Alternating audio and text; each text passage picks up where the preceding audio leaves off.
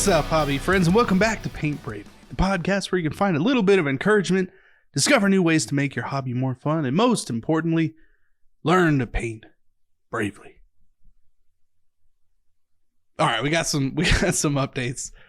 This week we got a lot of hobby stuff. We're going to talk about hobby people, how to identify and not necessarily identify. I don't know what that really means. We're going to get there. But before we do that, we're going to get over to Brent, see what kind of hobby stuff been up to the last few weeks. What's been going on? I got some breaking news here, actually. Or I got something to show you. Hold on. I got what I call my Dexter box over here. Yeah. Just gonna unlatch it and open it up. Blood. For those of you listening, it is a nice little wooden box. I'm about to open it up, and it's a slide box. It's got 50 glass slides in here because I've been up to my BS again. I've got my hobby microscope out, and this time we're looking at metallic paints under the microscope, and it's actually fascinating. It's fascinating. So I got this microscope, and the first things I did with it were, look at brushes really close up and look at, natural hair versus synthetic hair. And I've been trying to think of, what else can I put under there? What else would be cool? And some folks were saying paint. And paint, definitely paint, I mean, yeah. In theory, kind of, except a lot of the stuff in paint is very small, very, very small. Right, and just gonna look like splotches of paint up close. Right.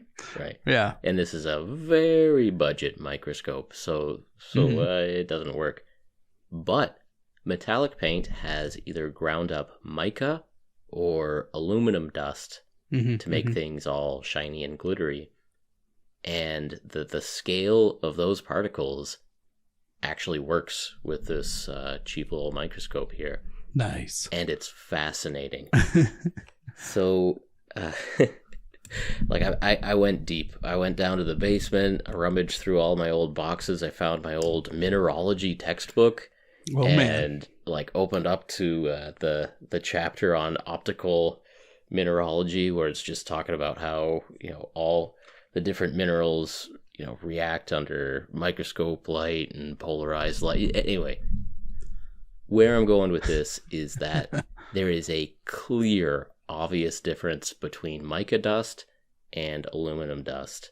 And within a second of getting the microscope focused, you can see, oh, wow, this Army Painter gold is made with mica dust.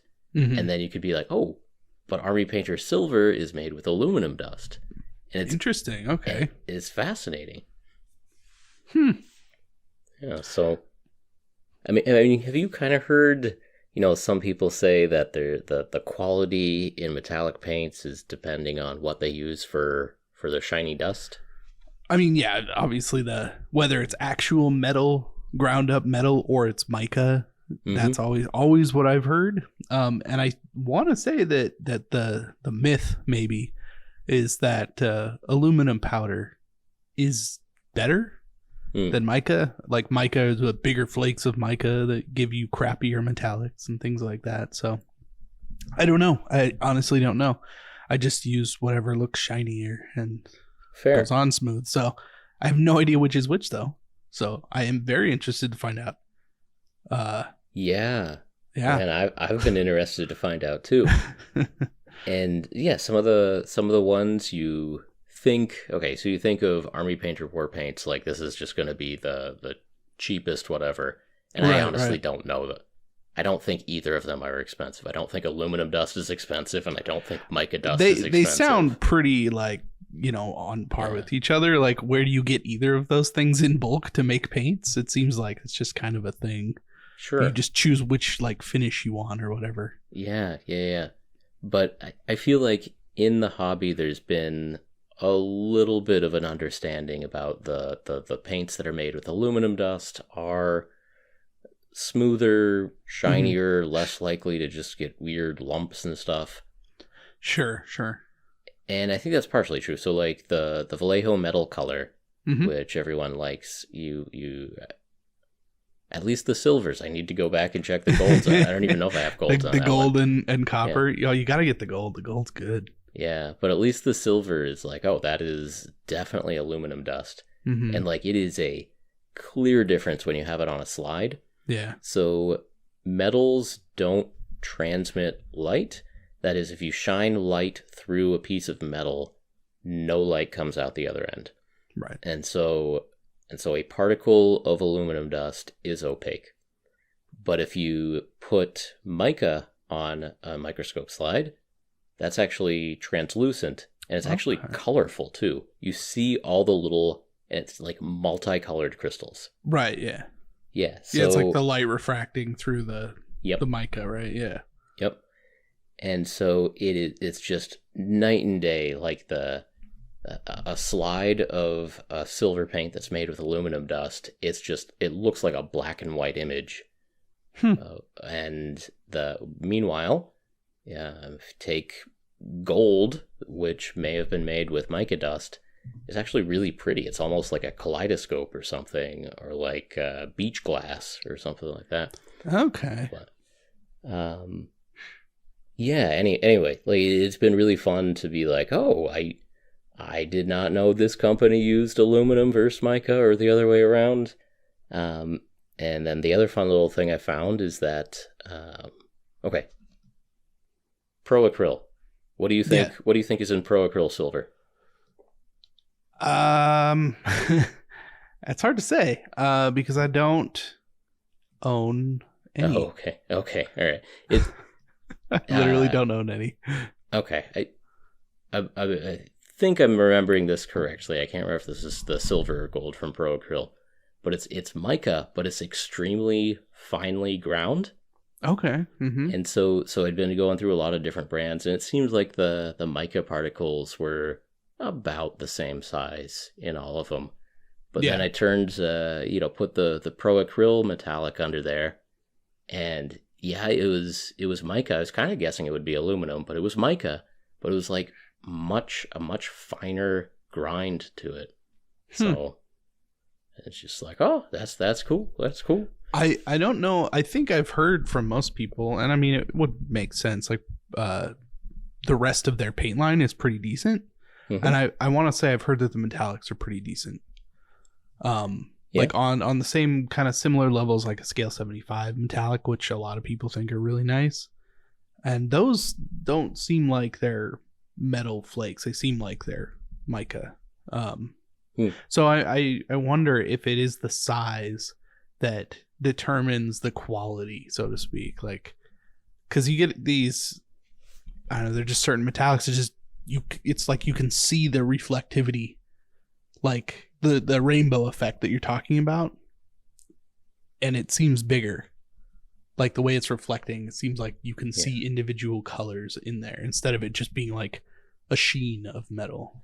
Yeah, there are definitely some paints where you can almost see the bits of glitter in there, if you will. Like either a large enough crystal facet that's shining that you can be like, that's a piece of glitter right there and there and there.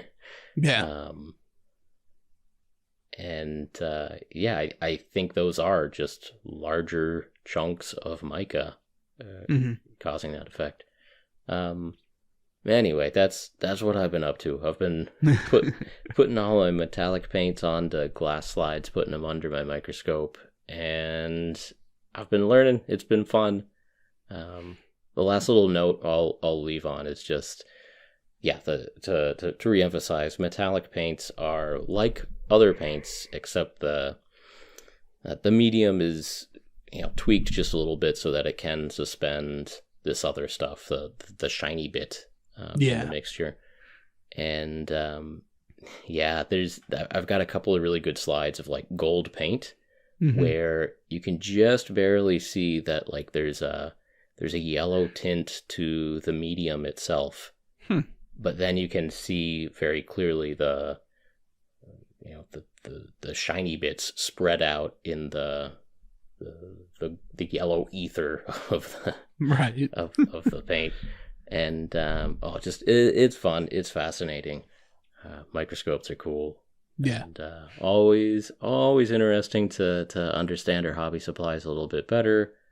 And I'm not exactly reverse engineering anything from these companies. And if you pressed them hard enough, they probably would tell you what was in there for basic stuff like this. But if they're using metal powders or mica, like I'm sure they'd be like, well, that's what we use, whatever. But it's fun to just be able to answer that question for myself in about 10 seconds. That's you gotta the sort try of thing I enjoy. Yeah. Right. Just down in your basement looking at slides. You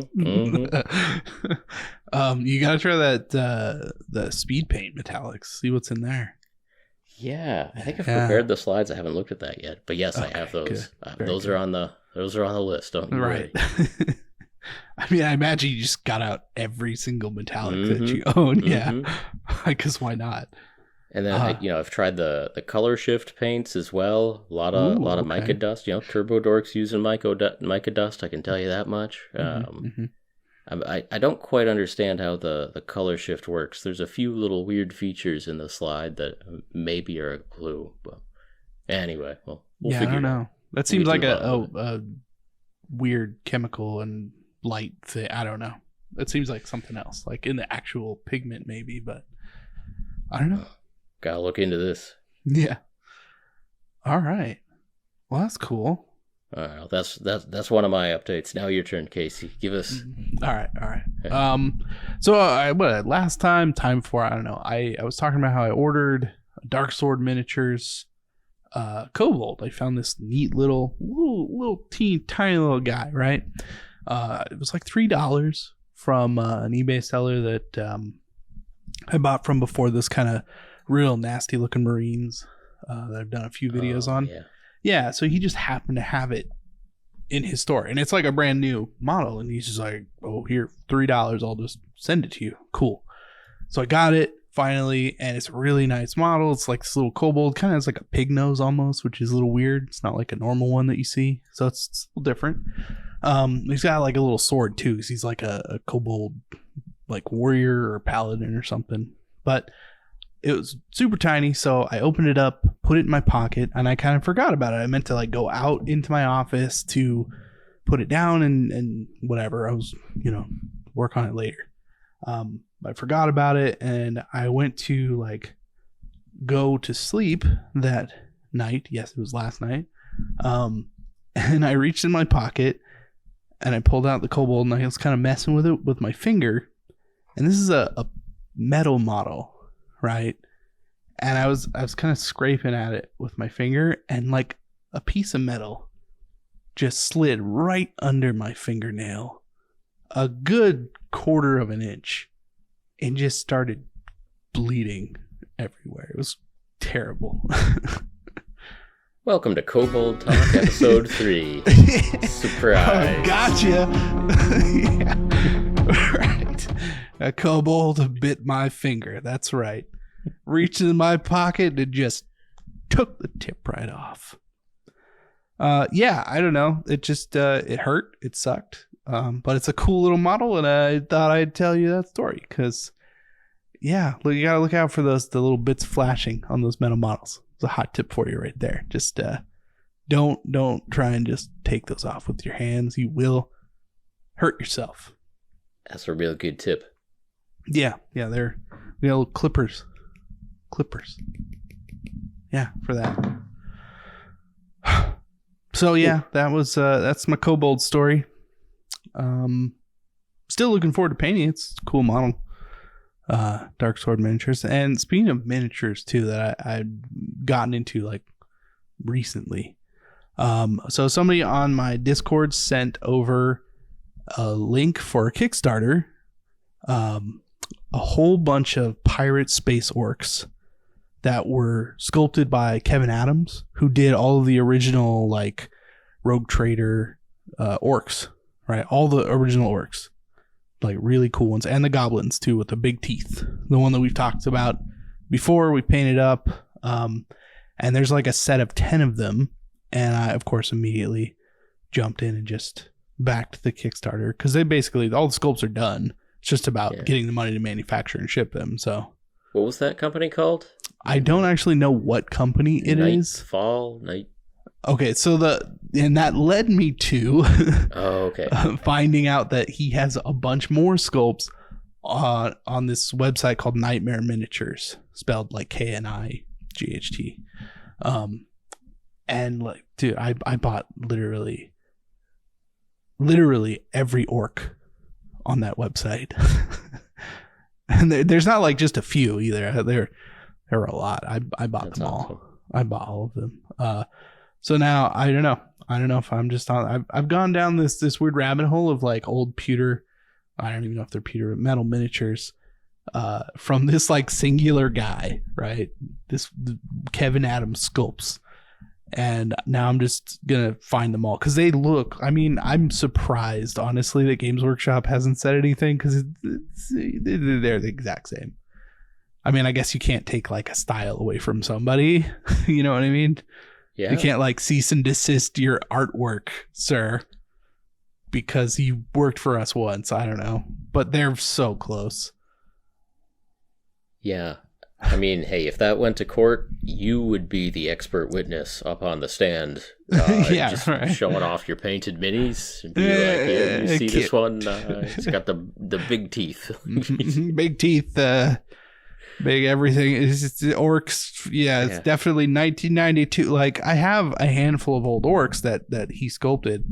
They're in my case behind me, and like, the Kickstarter that I backed and all the models that I just bought, I don't know that I could tell the difference other than they're like, oh, this is not the same armor, so it's different, right? But it's so close. Yeah, you showed me the webpage for Nightmare Miniatures. Yeah, and it's all of these pewter models. They're orcs, there's goblins. I didn't look at the other tabs. I think there's like chaos and stuff too. Yeah. But those are good too, though. Those are really good. It's very much in the style of like early 90s Games Workshops, Warhammer Fantasy, goblins, and orcs. Yeah. And to the point of, I can't remember what they're called, but there are squigs. Some of them have like wings, but there are squigs. I can't remember if they're called like chompers or something like that. Something like that, yeah. I have the website up here somewhere. And you can tell that like, oh yeah, the same artist who did some of the Games Workshop models that I love from the 1990s of the greenskins, the orcs and the goblins, that person didn't blink out of existence in 1995, thank God. Weirdly though, it feels like that, and I never thought about that before, because I mean, these people aren't that old. They weren't that old in 1992. No. So it's like, of course they're still around, most of them. You hear names that I don't know, they feel like they've been around my whole life, right? And I guess they technically have been, but somebody like John Blanche, right? Sure. It's like, oh man, it's ubiquitous. It's Warhammer. It's grimdark. All these things, and it's like, oh no, he just did like the cover for this. What was it? Inquisition 28 or something magazine, whatever it was. Yep. It's like, yeah, because he still draws pictures. Like, he's still around. It just feels super weird. I don't know that like these people. Of course, they're gonna continue. Well, doing stuff. You think of it's old hammer. It's a thing from the past, from ancient history, and I mean, those people still need to do work to. They never stop mortgage doing or whatever. Turns out they sculpt models really well, and they just didn't stop. And we've talked about Chris Fitzpatrick on the show before. Fitz, who went on to do Crocodile Games. He's of course sculpted as Drubale Vect and some of the other old 3rd edition Dark Eldar, and there he is, just hanging out at Adepticon with his own game company now, Crocodile Games, and it's not the exact same stuff he did before, but if you look, you'd be like, yeah, okay, I recognize the art style. I recognize this. Some of the Amazons that he's done, definitely you can see a lot of the like elfy kind of influence, the Asdrubal Vect barge influence. You know what I mean? Well, I know what you mean. You know what I mean. Yeah, definitely. Oh, I could see it. But he's a good example too, right? Like, you meet him and you're like, "What? You're not like 100?" God, like, I feel old. So, and then I think about things when I was a kid. It's weird. I don't know. I'm just getting too old, I think. No, it's all good. All good. I know. But that was a great find, that Nightmare Minis, because it really just looks like an expansion of those model lines that we liked. And it's the grumpy goblins with big old teeth, like yelling at something, waving a mushroom or whatever. Like, it's great. Yeah. There's some really good goblins, which I didn't buy into all the goblins. I mean, there's so many models on that. I can't just like justify spending $10,000 in metal models for no reason. There are tons of goblins. I bought a lot of like the space orcs, but there's also fantasy orcs too. There's like black orcs and orcs riding giant boars, and they're just these hunks of metal, that were hand sculpted and then just spun up, and it's awesome. I don't know. Yeah. I love that. Like the product page for those models, some of the shots to try to sell you the models are a painted mini. Some of the shots are of like cast pewter mini, and some of them were just like they took a picture of the green stuff model. Yeah, like a solid cured orc in green stuff. I just like took a picture of that, and that's the picture of like what they're gonna sell. They're like, this is basic. It's gonna look exactly like we'll this. Put it in metal, but like it's gonna be this. Yeah, you get this. You get it. I mean, like that. Yeah, it's cool. Like you can see it in its original form. Like this is exactly what this is gonna look like. It's a 1-to-1 recreation, basically. Yeah, I see why you're excited about it. And I haven't done anything foolish myself over on that website yet. Not yet. No. I'm gonna sleep on it, but maybe. Maybe. Yeah. Man, I also bought a bunch of Conquest models. I did too. Yeah. Well, so for anyone watching this in the future, we're recording this after Black Friday and Cyber Monday, so we both did a little bit of internet shopping over the past week. That's true. Oh, except all the Nightmare Miniature stuff, not from this country at all, not doing anything Black Friday. I just bought them because. Well, it's still the spirit. You're still in the mode of I was just in the buying mode. click around and hit submit. Yeah, add to cart. I deserve 45 orcs. Buy now. Yeah, exactly. This year, I'm thankful for more orcs. Yeah. I mean, I am. That's true. There's truth in that. Yeah. No, but definitely the Conquest minis on Black Friday were a pretty good deal. How many did you buy? I already know the answer. They were having a really good sale on their combo boxes, not the big combo boxes, but like their like the starters or whatever kits. Yeah, they have those taster kits that have like part of a couple of different box sets, basically. Like four models from a box that normally has 12 models in it.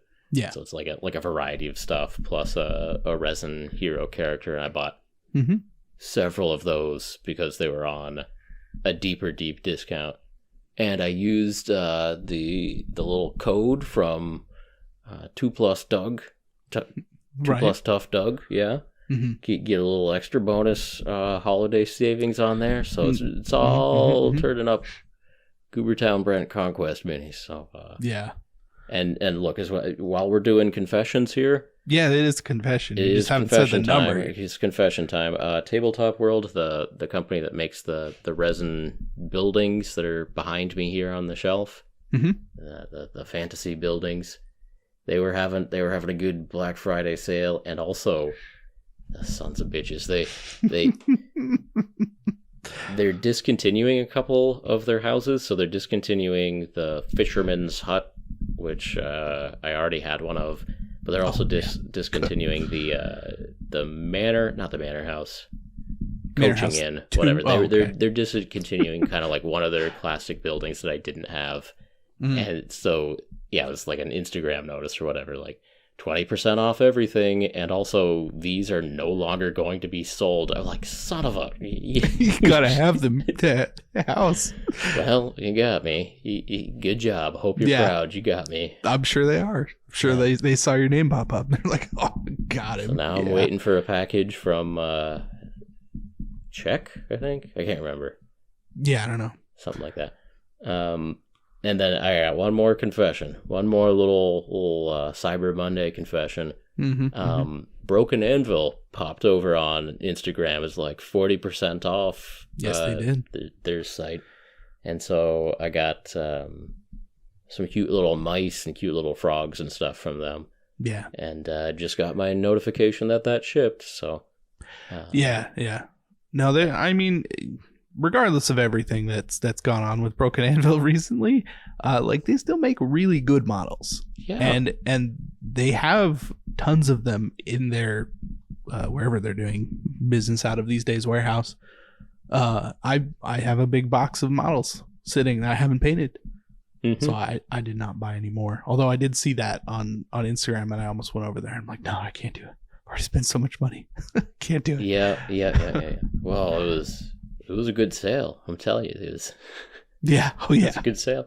But also, yeah. So for those of you who aren't in the loop, Broken Anvil makes really cool models, and they ran several Kickstarters. They're the ones who did Rivenstone, and they ran the Kickstarters, but they kind of seems like at least some of them are going to fall flat. Like they've things are going wrong over there, and I don't have all the details, but like it seems like some of those Kickstarters may not do what they're supposed to do. But anyway, so a lot of us content creators have just been like staying away from Broken Anvil for a little while, but I'm like, okay, let me order these. We'll see if I can at least get my order in. Like I wanted to have the opportunity to see if I could have a good or bad experience, and like I just got a shipment notification. I'm excited for my little frogs. I mean, they're gonna be awesome. I'm sure. Yep. Yeah. I got a box. It's too bad. Like I think their stuff is pretty cool. And actually, when I was over hanging out with Dana Howell, some of the paints on her paint rack were the stuff. Yeah, she has the early test samples of the Broken Anvil paints. And so actually one of the greens that we used in that video, we called it Forbidden Green, because we're like, we can't say that this is Broken Anvil green. We cannot. Nobody else has this green, and it's possible that nobody else ever will have this green. Who knows? We don't know. I shouldn't. It's late at night. I'm just having a good time here. I do not know. I legitimately do not know. It's hard not to want to speculate. Let's not rub it in anyone's faces that we have this awesome, bright yellow green here, because it's really nice. And and there I did it. Yeah, you did. You just jumped in with both feet. It's fine. No, I mean, look, it is what it is. Like, stuff happens sometimes, and that's the nature of business in general and Kickstarters in general. Like, you never know what's going to happen, and it sucks because I backed some of their Kickstarters, and I'm in the boat. I've also done ads for them, so it's like, I don't know. It sucks, and I just hope that things get turned around, because I'd love to see all of that stuff. It was cool stuff. Of course, I want it to come out. So we'll see. We will see. I painted a couple of those Rivenstone minis. I thought there were some cool Rivenstone orcs, and I'm excited for my frogs and my mice people. Yeah, I do. We did snag a few of the the orcs from Adepticon a couple years ago. Yes, we did. The take one bucket. The take one bucket. Please take only take one of each 3. Sculpt. Thank you. Yeah. She gave me 3. Yeah. Yeah, I ended up going and I bought a bunch more orcs not that long ago. So I just have a big box of Broken Anvil orcs right now. All right. I got all these orcs, man. All these orcs coming in. You love them. Oh god. Waiting for I don't know, like 1-page rules or somebody to start doing orcs so I can have an excuse to print out more orcs and have more. Yeah. I don't know. So speaking of... I was just going to say that concludes our filthy confessional of what we did for ourselves at Black Friday and Saturday. Okay, if you want to... it's not concluded? Okay, that concludes my confessional. I bought resin mats, silicone mats for resin printers. Not specifically, but that's what I'm using them for. I bought a bunch more because they were cheap. I bought another like 200 or so bases, plastic bases. And actually, I found a couple of companies on Amazon that were selling them. It was like $6 for 132 mil bases, whatever. And they're the nice, injection molded bases. Here was one called Easy Pegs and one called Eve Model. I use Eve Model static grass in a lot of my stuff, and I really like it. And it's just like kind of a nondescript like company from China that just has some hobby stuff. Yeah. It's a lot of like the cheap crap too on Amazon, but then you go a little bit deeper and it's like, oh yeah, we also sell like all these really nice injection molded bases for cheap and static grasses and tufts and little HO scale people and all that business. Okay. Yeah, so it's just kind of random, just so like a weird hit or miss company that I've discovered. So yes, actually a lot of the plastic bases that I've gotten off of eBay, have had Eve Model stamped on the end. There you go. That's cool. They seem like a pretty decent company for that. Well, and the reason that I ended up going and buying another few hundred of them is because I ordered some on eBay, 40 mil bases to be specific. And I only ordered like a 25 pack, and it was super cheap, but nowhere, and I triple checked afterwards, nowhere on the thing does it say, oh, this was FDM printed. Like, this was on a printer, a 3D printer. And somehow I have a big bag of crap 3D printed bases. And like they're trying to hawk them like they're injection molded. Like, I'm sorry, there is a difference, and I'm disappointed. So yeah, I had to go buy more, and it's like, okay, yeah, I only spent a couple bucks or whatever on those, but it didn't say that in the listing. And the picture that they show, it definitely doesn't look like it was 3D printed. So yeah, pretty annoying. I don't know. All the 3D printed ones have like this little lip at the top where the injection molded ones don't. They're smooth. So yeah, there's definitely a difference, but it pissed me off. I understand. Yeah, so watch out for that on eBay. People being dicks. Fair. But as a general rule, though, I do like having just a supply of all the different size bases you need, and they're not that expensive. They're really not. Yeah, if you find a decent seller for them, get your squares and your circles out of black polystyrene and all good. I haven't even gotten down the squares yet. I'm waiting on those. I'm going to, because like the Warhammer Old World, like I'm kind of getting hyped for that. Like, it actually seems like, if they do it right, like at least there'll be one edition of a game that is cool with square bases that uses some models that I have that I don't use for anything else. Like, I've got a lot of old like Skaven models, especially, that are just sitting around. Like, I've converted all of them to Age of Sigmar. I put them on round bases, but I don't use them very often anymore. So it would be kind of cool to have a specifically old world army. Sure. Yeah. So hopefully we'll see how that goes. But square bases, get the movement trays, all the whole thing.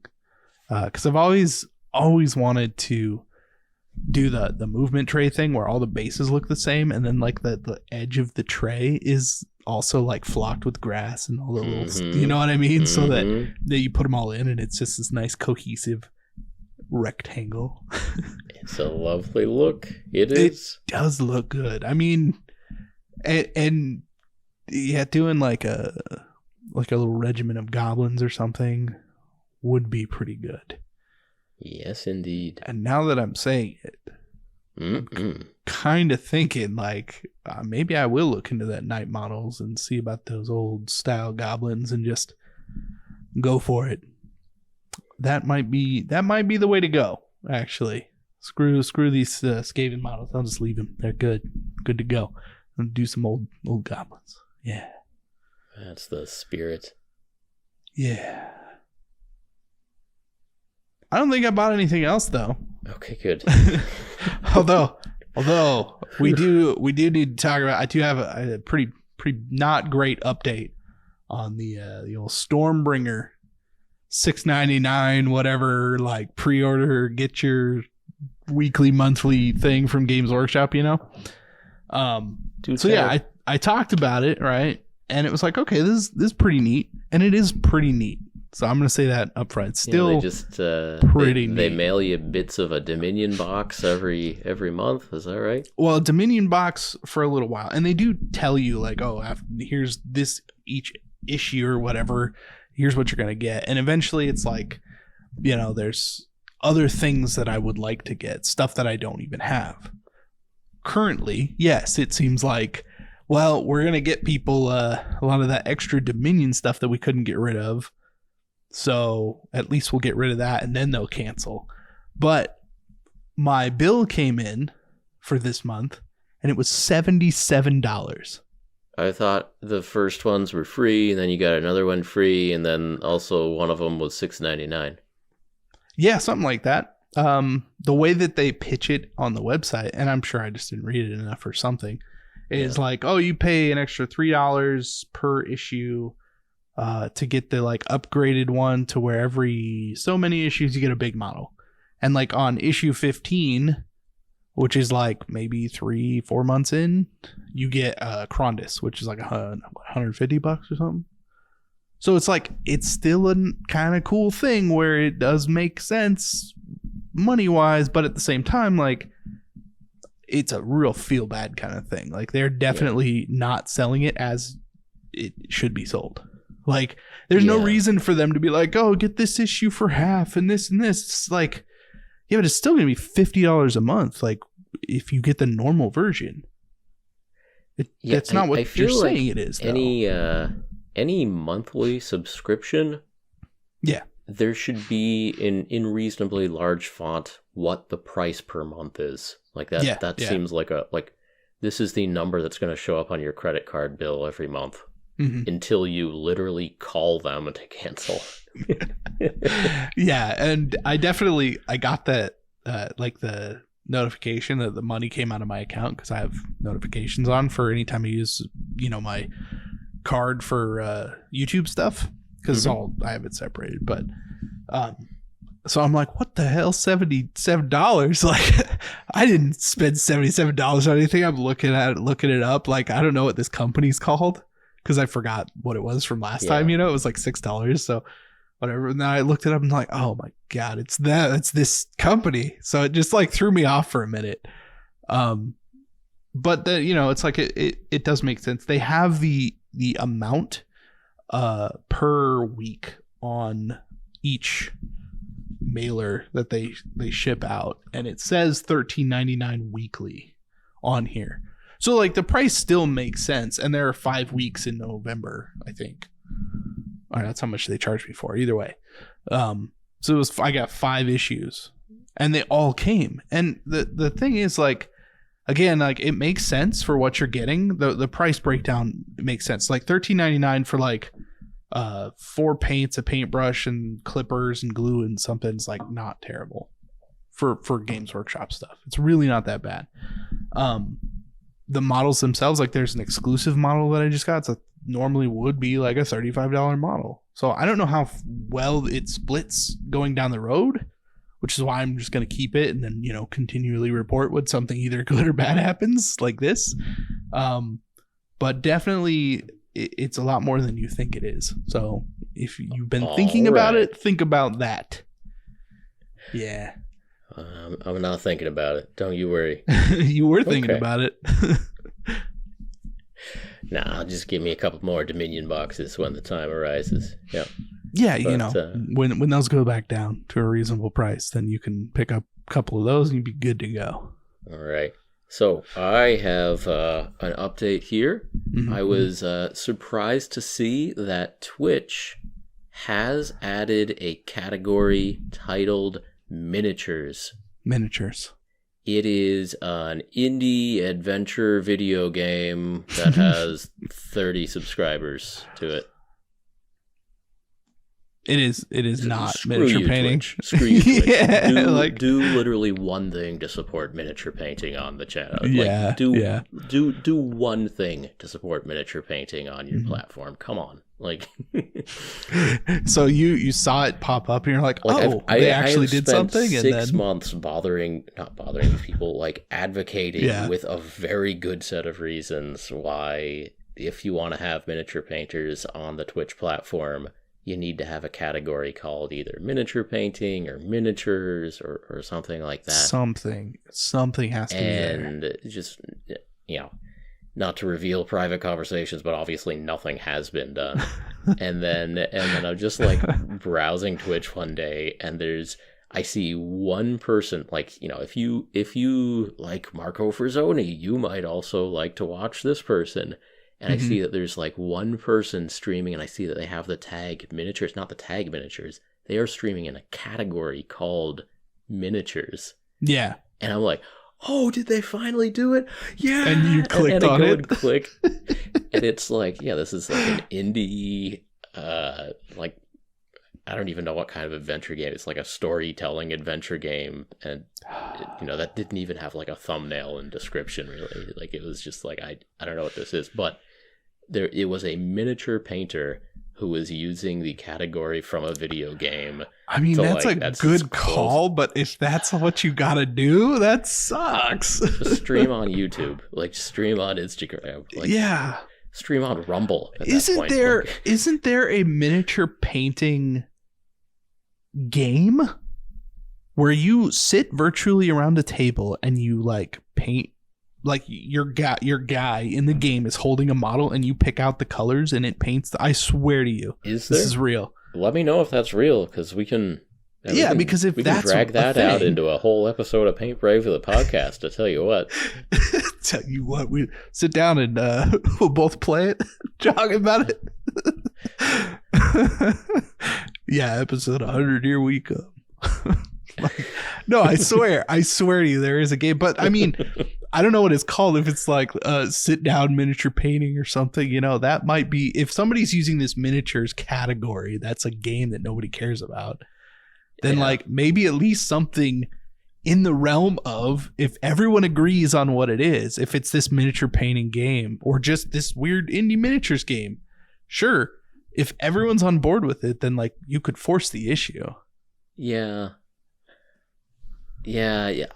I don't care enough. I'm just done with Twitch. Yeah, I know. But I don't know. Some people do care, and so for any Twitch streamers out there who want to have a bit of a laugh, there is a video game called Miniatures. If you want to try to stream under that category. That's interesting. I don't think it'll help anything, but it's kind of funny. It's a little cute move if you wanted to go that route. Yeah. So I don't know. That's just a little mini update. Just the update is Twitch has done so little that a random indie game publisher has done a better job. That's the story. That sucks, though. It does. People have been asking for a category for years. I've been loudly asking and telling them for 6 months now, and it ain't happening, is it? So, oh well. I found this game though. Miniatures? I found this game. The painting one? Yeah, so it's called Model Builder. I found it on Steam, and it's literally it looks like a hobby table, and there's the paint racks. It even has the hobby zone set up. All the stuff is there. Good? Okay. It looks good. I mean, it's got mostly positive, or it's a 77% out of almost 1,000 users. It's not bad for Steam. But I think you build the models and then you pick the colors, it looks like. Well, that's fun. And it's cool, though. The actual logo, model, is on a sprue. like the word model builder. It's cool. It looks cool. Nice. Okay, so I have seen that category on Twitch before because I saw like one in real life model builder, someone like building a tank. It was like a German guy building a model tank, and he did not have an appropriate category to stream in, so he picked the video game title of model builder. That's exactly what I'm thinking though. Oh no, you legitimately like paint the models like in the. Oh, that's weird. I'm watching this weird video of them showing with somebody with an airbrush, and this 3D model is just spinning in the air and it's squirting it with paint digitally. Oh, that's weird. Yeah, good. This is literally mini painting. Why would you do this? Why would you do this? Not everybody can afford an airbrush, Casey. Okay, but even regardless, like you don't need an airbrush. My point is, why would you sit and spend time in learning how to do this digitally? Not everybody. If you could pick up Microsoft a paintbrush, a paintbrush. I'm just saying, maybe because it's $20 and that's the game, but it's the way that they're showing it. It's like, hang on, like they're trying to show it like, no, this is like really close to actually painting. It's like, well, why aren't you actually painting? That's what I'm saying. Yeah, people like video games. They do.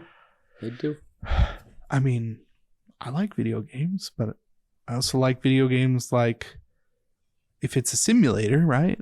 I want to be simulating something that I realistically not going to be doing in real life, like driving a race car. Yeah, you would. I do. I do. I got my nice little sim rig going. It's good. All right. Anyways, I don't know what else. Enough of that. Napoleon movie came out recently. The historical people don't seem to like it. I heard mostly French people don't particularly care for it. That's like what I've seen on the internet. It's like good reviews mostly, unless it's from French movie reviewers. I guess I never really considered how modern France feels about Napoleon. I don't know. Yeah, I don't know. It seems like, I mean, I don't even remember where I saw that headline. It was on Facebook or something. So all you the Frenchmen out there, let us know in the comments below. Is Napoleon good or bad? I don't know. Yeah, I heard it was funny, like funnier than you would think. Really? Okay. Yeah, like it plays.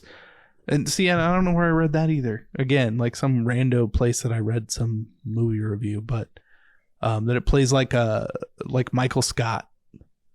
Like Napoleon is basically Michael Scott. Which sounds pretty great. Well, I'll watch it when it's streaming. We'll get there eventually. Yeah. We got a trailer for the new Mad Max movie came out, Mad Max Furiosa. Yeah. So that's gonna be fodder for a whole new generation of Ork players, methinks. I mean, probably new trucks, new rigs, new old rigs, new old trucks, new old boys. Yep. So I don't know, I think that's probably all my movie updates for the day. You want to just add? We could just add a new season of Aqua Teen Hunger Force. Haven't had a chance to check it out yet. But we'll get there too. Oh man. What else we got, Casey? I don't know what you're expecting from me. We're drowning here. This is the worst episode we've ever done. That's not true. You say that so often, and it's never true. It's never been true. I'm talking about sweet orcs, and I stab myself with a kobold. Like, it doesn't get better than that, man. It just doesn't. I got the new Squidmar brush. Ooh, you can hear that. Nice. That trigger action. Oh yeah. Nice airbrush. Yeah. Nice. Yeah, I know Emil was excited about it, so I mean, it makes sense. Like, harder to see Mac make good airbrushes. Oh yeah, I just used it for, I don't know, I probably used it like solidly for at least 2 hours. Like in the hand, 2 hours. Oh, nice. Yeah, I painted a lot with it this week. No, it's good. Like, I mean, it's good. It's a good airbrush. I don't know how much it is. But harder and CMAC are not usually super cheap. So, if you can afford it, it's gonna be worth the large amount of money. But it's good for sure. Yeah. I have his previous generation, and it's pretty good. I use it for all my base rims because I can do my base rims without squirting everything else on the model. That's pretty nice to feel. I feel like a marksman. I got really good at one thing with my airbrush. Well, I do other stuff with it too, but that's the one that's like, I wouldn't trust my Patriot to do this.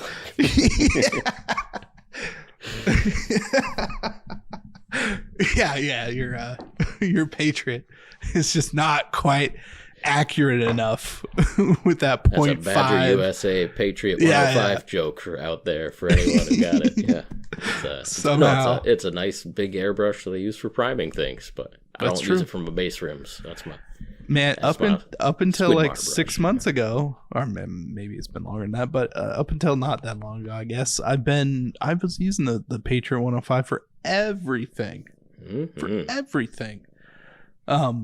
until I got Harder and Steenback. I got the Angel Heraldez version of the Infinity. Yeah, but man, I bought that one. I spent the money, and I went in for it, and it is an awesome airbrush. It's the Infinity, so it's a little bit different than the Squidmar, but the Squidmar one is also very, very, very good. Actually like the trigger better. It's wider, and it doesn't have there's like a little lip on the Heraldez one that's like stabbed into your finger, because like the way that he airbrushes is like fingertip, just dainty tapping and pulling. The Squidmar one's like full finger on the whole thing. It's a little different.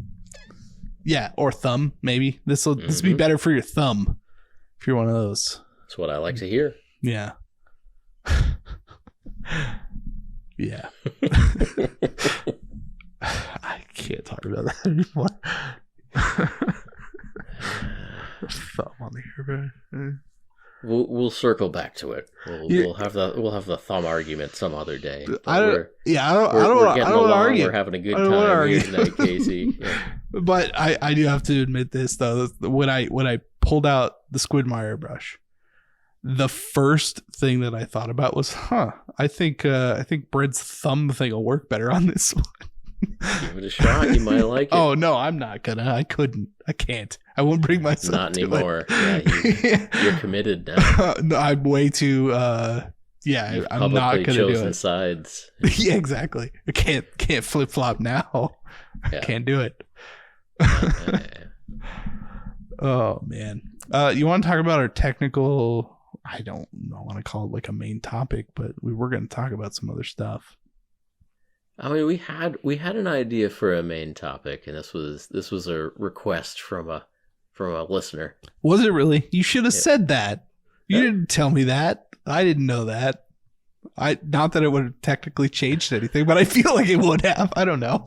I feel like I'm caught off guard. Like, oh no, I should have tried I think it was something. It was a joking suggestion. From I'm sure it was too.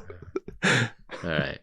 So we'll go through a few scenarios quick, but the general idea is, how do you spot a fellow mini painter in the wild? There are billions of people in the world, and I think there are a couple million mini painters in the world. And from time to time, you cross paths, and if you're not paying attention, you might not even realize it. You might just might walk right on by Kyle in the grocery store without even knowing that he's there. But if you're, it's true.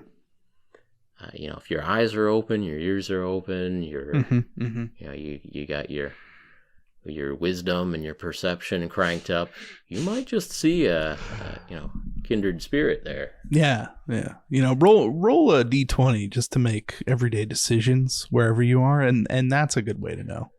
Yeah.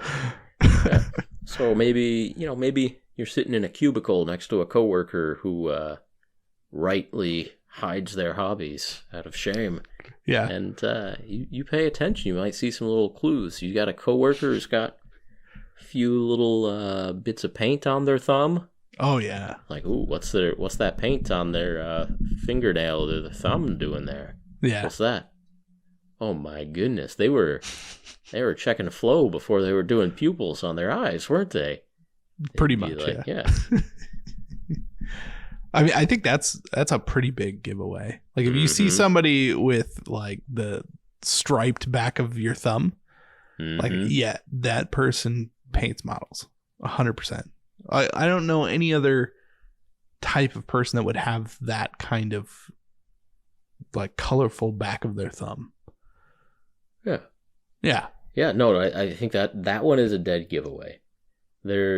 And there are all these little clues that you kind of have to be like, Sherlock Holmes to put them all together, because hey, sometimes people are trying to hide their mini painting hobby like it is a crime. Well, I mean, yeah, like up until more recent years, pop culture, that kind of thing. Like mini painting was definitely frowned upon. So I don't know. Maybe people are still in the past. Now in middle school, high school, a couple of things, and you have socks and sandals on your list here. I did write that down. Yeah. I've actually never told you about that part of my persona in high school, but like you guessed it. But the better giveaway, I think, is that I had a couple of pairs of khaki shorts. Yeah. And the crotch on all of them had spots of goblin green. Right. Because this was before the era of magnetic painting handles, and so very frequently would drop an orc with a goblin green base and base coat just on my lap, and you get spots of goblin green in the crotch. And so you're just like khaki pants with a green stripe. I guess that's what I'm rocking today. I'm not gonna skip those. Now, I'm not telling you to look at people's crotch, but if there's a splash of green on khaki pants, you're gonna notice it. Look, like right now, I'm wearing jeans, and I promise you, there is a splotch of paint on one of my legs right now.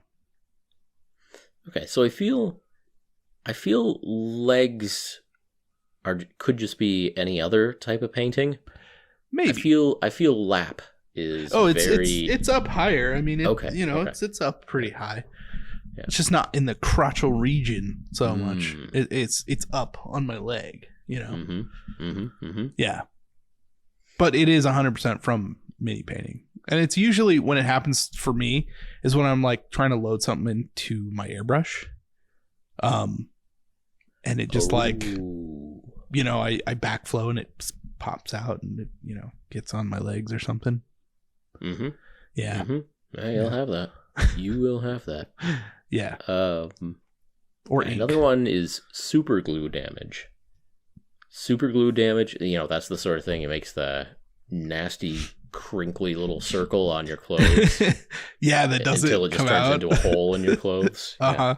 Because you mess with it and you find a corner and you pick it off and then it just rips a hole. Yeah.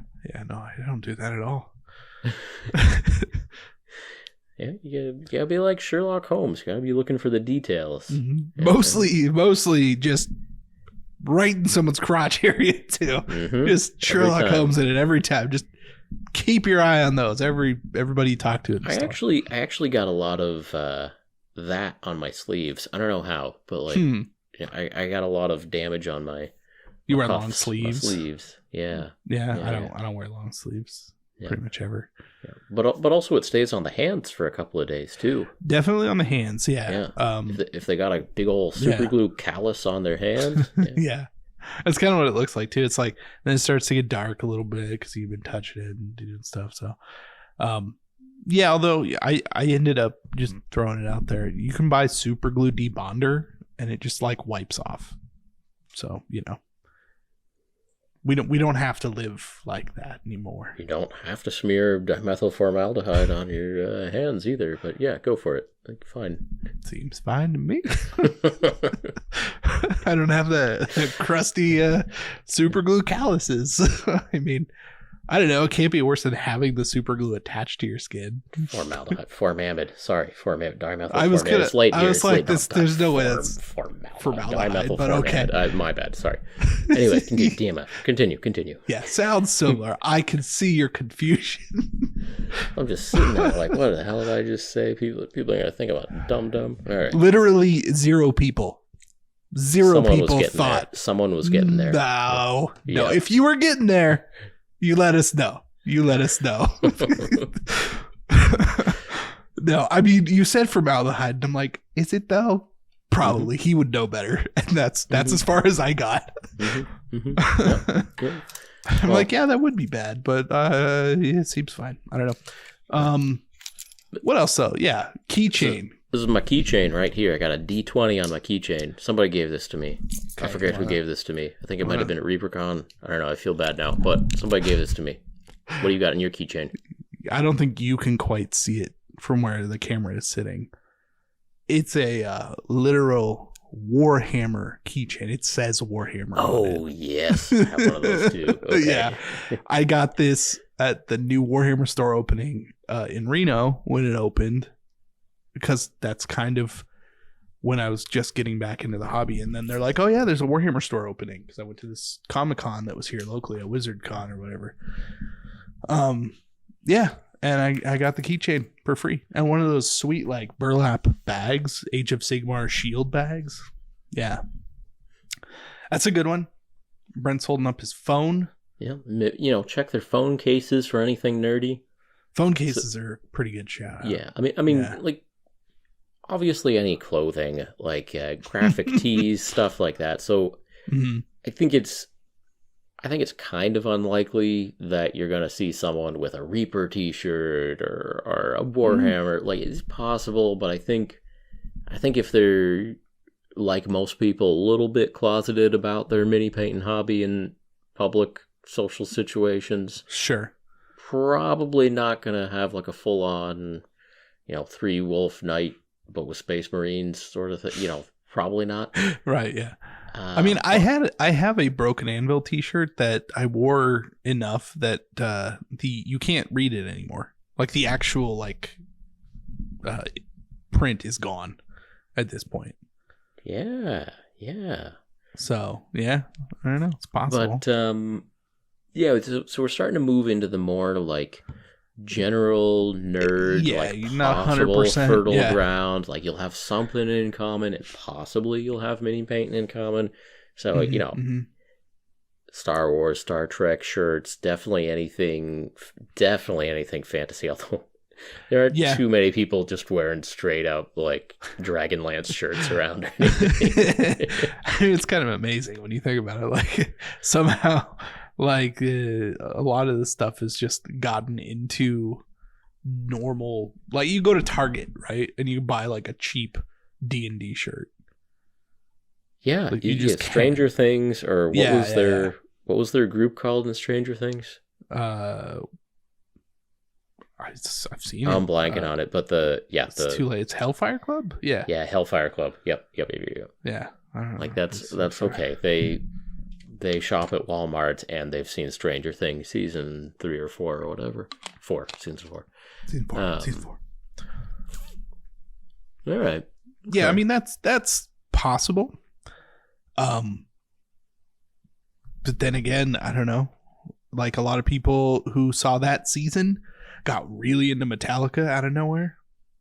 Mm-hmm. That had literally never heard of them before. So you never know. It's hard to say. Stranger Things is kind of a weird one. Like, if I see somebody wearing a Stranger Things shirt, I don't necessarily think they are into D&D. Right. But if you see someone wearing a Stranger Things shirt in the craft store, well, you go into Michael's, your Hobby Lobbies, your AC Moore. Yeah. That's a good one. Like, I definitely look for people in a grandma craft store. Yeah. Right. If I'm going to Michael's, yeah, which I do fairly often. Mm-hmm. Because it's about 2 minutes from my house. Then like I'm looking around the corner. It's like, is that a mini? No, they're cricket Cricket Lady. No, over there. Yes, Cricket Lady. Yep. No, they're scrapbooking. Yep. Yeah, scrapbook lady over there. Like, I'm the only dude in this store. Nobody else is in the modeling section. Occasionally, you'll see somebody in the paintbrush section, and you're like, oh, okay, they're going for the size 1, size 2s. They might be painting some minis, or they're just trying to paint trees or something. But I don't know. It depends. Yeah. It depends. Like I think one person that I've seen in a Michaels once was like looking for varnish to put gloss varnish on like little tiny eyeballs. And I didn't end up talking to that person. They were asking like one of the store people if they had any varnish. And they disappeared. But I assume that they were talking about miniatures.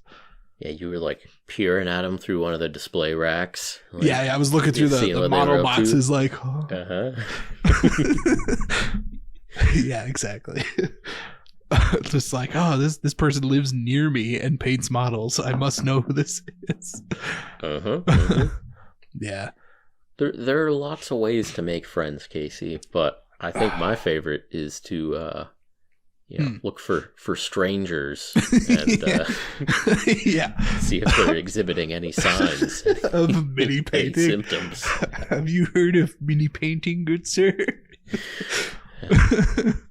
Why no? There was one teacher in high school. He got there our senior year, and he was like a young guy, like early, maybe mid-20s. And he's like a science teacher, and socks and sandals, and seemed like kind of a nerdy guy. And just one day we're like, "Do you know what Games Workshop is?" He's like, "No." I'm like, oh, all right. Never mind. But if there are enough clues, you can take that risk.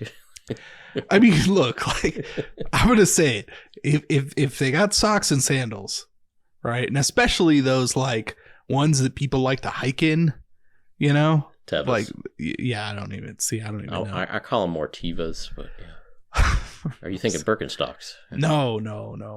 That's going down a whole other road. You don't know those people, the Birkenstock people. Yeah, not mini painters. Okay. Yeah, I don't know. But no, the other kind. Either they custom build PCs or they paint minis. Like, you got a 50-50 shot. Like, that teacher you're probably talking to maybe has read the Lord of the Rings trilogy once in his life and likes his computers. You know what I mean? It's hard to say. But I think it's a good like first step indicator. But I think you do have to move into a secondary other thing that's to make sure, if then they got like a D&D shirt on. Okay. That's leaning towards the mini painting. Maybe then bring it up. Otherwise, I don't know if I'd bring it up. Yeah. Now, I feel like there are kind of little dog whistles, like just little things. Like you start calling a die a D6 or something like that. Oh, sure. That's the sort of thing that a normie can like piece together what you're saying. They can. They're like 6-sided die. 6, I could see how that kind of makes sense. Yeah. And they might not, know the origins of the term D6, but like they'll they're on board. Like, this guy is kind of weird or whatever. But like, if you know. And I feel like there's probably a lot of those other, signals.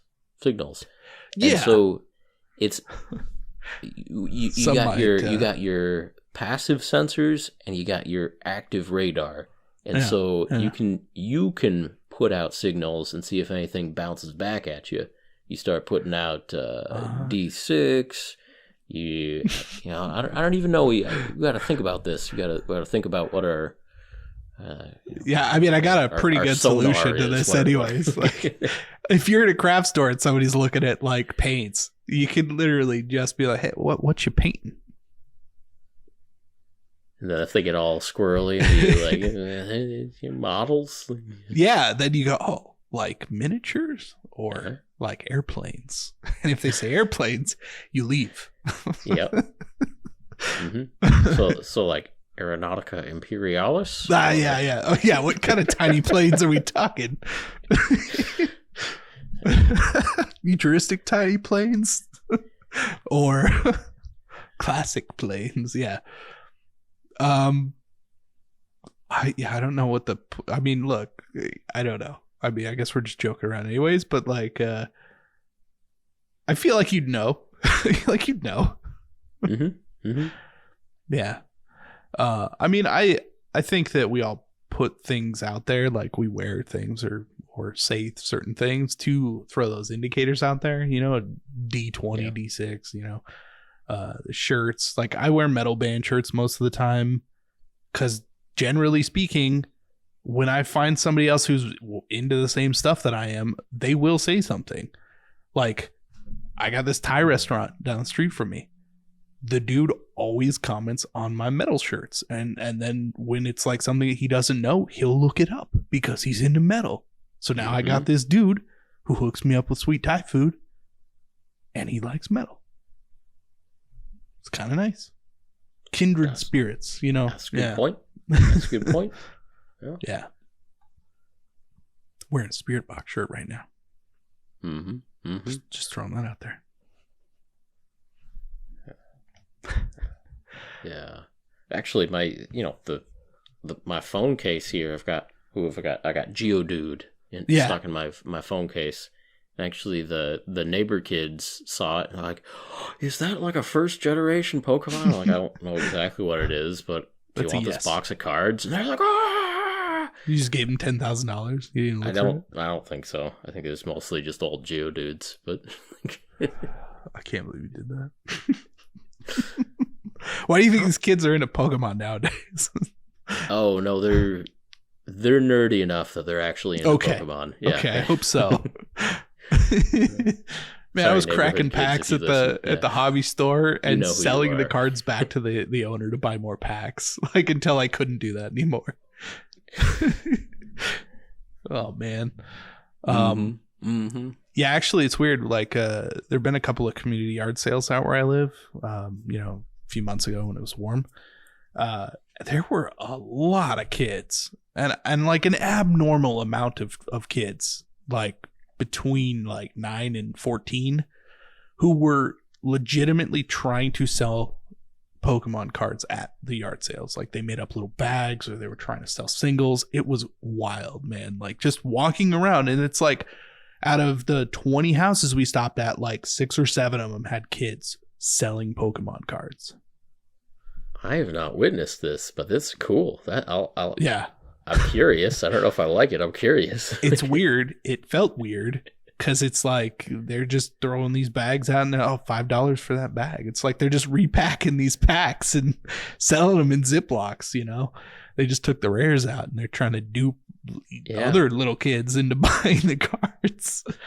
I don't know what they're doing, but they all had a thing and they were all doing it. So, I mean, Walmart, Target, like pulled Pokemon for a while because people just started buying packs out of nowhere. Now they're like under lock and key at most places around here. It's insane. I don't get it. I don't get it. That's a lot to think about.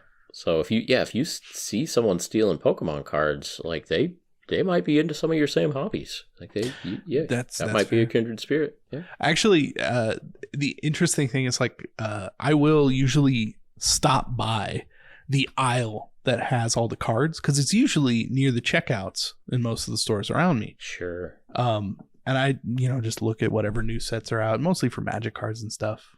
Well, I haven't bought a pack in a long time, but that's usually a good place. Like other than like similarly aged male adults will just wander by and be like, oh, hey. You get that like we're both just still looking at the cards, right? Yeah, looking at the cards. Like definitely not buying baseball cards. Yeah, you look in their cart and there's like Hot Pockets. Yeah, that's a lesser, one to look for, but I suppose it's there. If there's a grown man in the if they're in the card section of Target or Walmart or whatever, you did it. You did the thing. You identified them. It's fair, but not necessarily miniature painters. That's true. It's tough. It's tough to say. Although Target, man, like they've got 4 or 5 different like pretty big board games with models. So I've definitely seen people pick up board games going like, oh, there are minis in this. Like, aha. You know? Well, yeah. They're gonna paint those, or at least they know about it. So that's possible. But the board game section at a Target, look, just go to a hobby shop. I don't. Well, on that note, why did somebody want to talk about this? I'm confused. Like, we already do the thing. Don't you do the thing? I go to the hobby shop. You go to the hobby shop. There's a place for us. We belong there. It's okay. It's so late at night right now. That's a great point, Hobby. Hobby. What did I just tell you? Casey, that's a great point, Casey. Exactly. Yeah. Thank you again for joining us on another episode of Paint Bravely. If you enjoyed this podcast, please help us out by leaving God damn it.